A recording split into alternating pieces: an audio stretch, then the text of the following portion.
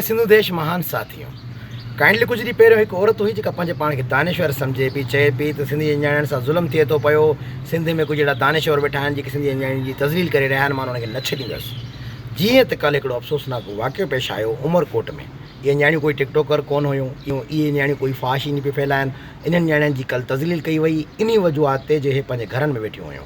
हिननि नियाणियुनि खे पंहिंजे घरों कढियो वियो, हुननि खे तशद्दुद जो निशानो बणायो वियो, हुननि जे घर जो तक़दुस पामाल कयो वियो। पर उहा जेका टैक्सी मतिलबु दुबई वारी औरत बयान जारी न कयो, हिकिड़ी का वीडियो न ठाही त सिंधी अंजाणनि सां को ज़ुल्म थिए थो, उथो सिंधवासियों आवाज़ उथारियो, कुझु बि न चई। त टैक्सी रूबी अली साहिबु आहियां, तोसां मुखातिबु आहियां, ऐं ॿी मां कराची जी जेका छोकिरी आहे मां उन सां मुखातिबु आहियां।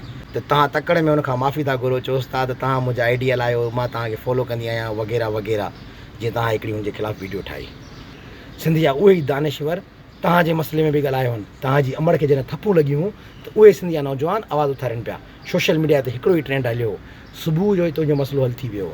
पर अफ़सोस, तूं अहिड़ी मुनाफ़िक निकिती आहीं, तूं उन माण्हुनि जे ख़िलाफ़ु हली वई आहीं, तकड़ ऐं माफ़ियूं बि घुरी। ऐं कल्ह वारी वीडियो में छा चयो अथई, किथे आहिनि उहे दानेश्वर बीठा हुया, किथे हुई तुंहिंजी आइडियल जेके तूं पसंदि कंदी हुई, जेका तुंहिंजी आइडियल हुई, कहिड़े हिसाब ते तुंहिंजी आइडियल हुई। तूं त चवंदी आहे तकड़ में, जीअं सिंधु देश महान साथियों, कॾहिं इमरान ख़ान साहिबु ज़िंदाबाद, कॾहिं फ़िलाणो ख़ान ज़िंदाबाद, कॾहिं मटीरो, कॾहिं ढीरो, कॾहिं चीरो। हिकिड़ी जॻह ते बि लॻे थो स्क्रू तुंहिंजो ई मुंहं खे ढीलो आहे, टाइट कराए। सही आहे।